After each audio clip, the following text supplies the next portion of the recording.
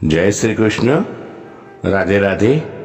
રાધે સત્સંગમાં સત્સંગનું રસવાન કરતા બધા જ આત્મીયજનો, શ્રી વલ્લભની પ્રેરણાથી પ્રેરાઈને રાધે સત્સંગમાં આજે આપણે એક સુંદર પ્રસંગથી જોઈએ કે હજુ પણ આજે પણ શ્રી ઠાકોરજીની લીલા નિત્ય છે.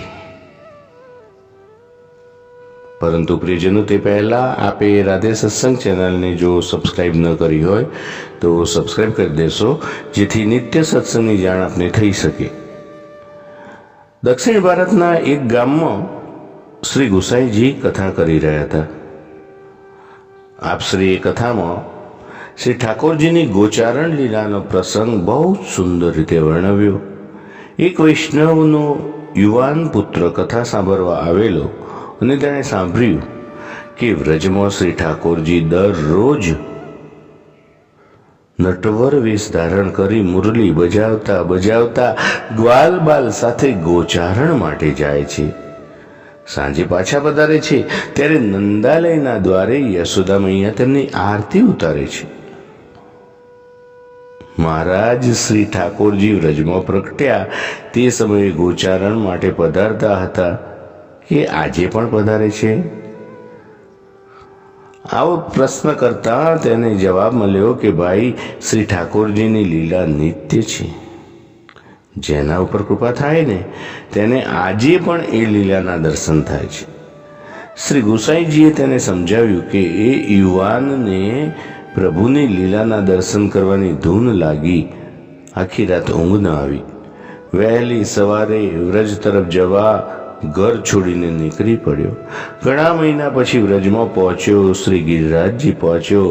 ગોવિંદકુંડ ઉપર જઈને બેઠો. સાંજ પડી છે. બે ચાર ગોવાલ અને કેટલીક ગાયોને આવતી જોઈ શ્રી ઠાકોરજીના દર્શન ન થયા. 2-3 દિવસ તો આમ પસાર થઈ ગયા.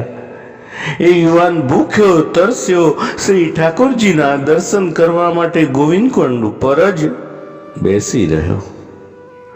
એણે વિચાર કર્યો, શ્રી ગુસાઈજી કદી અસત્ય ન બોલે. મારામાં જ કોઈ નક્કી દોષ છે અને તેથી તો મને દર્શન થતા નથી. આ કુંડના જલમાં હવે હું ડૂબી દઈને મારો દેહ છોડી દઉં. શ્રીનાથજી આ યુવાનનો વિરહ સહન કરી ન શક્યા. એને દર્શન આપવા પધાર્યા. અચાનક જેમ વાદળ વચ્ચે છુપાયેલો સૂર્ય પ્રગટે ને તેમ પશ્ચિમ દિશામાંથી ગાયોના ટોરાને ટોરા આવતા દેખાયા. દોડતી ગાયોની ખરીઓથી ઉડતી વ્રજરજથી આકાશ છવાઈ ગયું. અનેક ગ્વાલબાલ આવ્યા. છેલ્લે શ્રીદામાને ખંભે શ્રી હસ્તમુખી મુરલી વગાડતા વગાડતા પધારતા મારા શ્રી ઠાકોરજીના દર્શન થયા. પિતાંબર ધારણ કર્યું હતું. મસ્તકે મોરપીંછનો મુગટ હતો. વનમાલા ધરી હતી. મુખારવિંદ પર હાસ્ય હતું. અલૌકિક દર્શન થતા યુવાનનું મન આનંદ વિભોર બની ગયું. ભક્તિને માર્ગે ચાલતા ભગવાનની કૃપા થાય ને તો જીવને આજે પણ લીલાનો અનુભવ થાય છે.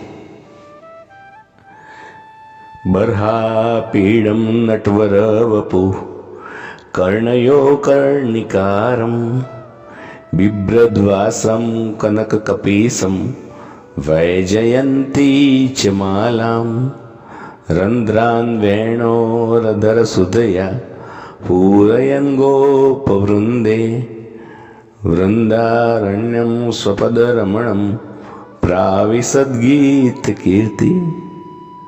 સાચે જ આપણે પણ શ્રી પ્રભુની સાક્ષાત લીલાનો અનુભવ કરીએ. તો આ સાથે આજના સત્સંગને શ્રી વલ્લભના ચરણોમાં સમર્પિત કરી અત્રે વિરામ લઈએ. ફરી મળીશું રાધે સત્સંગમાં નવા જ સત્સંગ સાથે. જય શ્રી કૃષ્ણ. રાધે રાધે.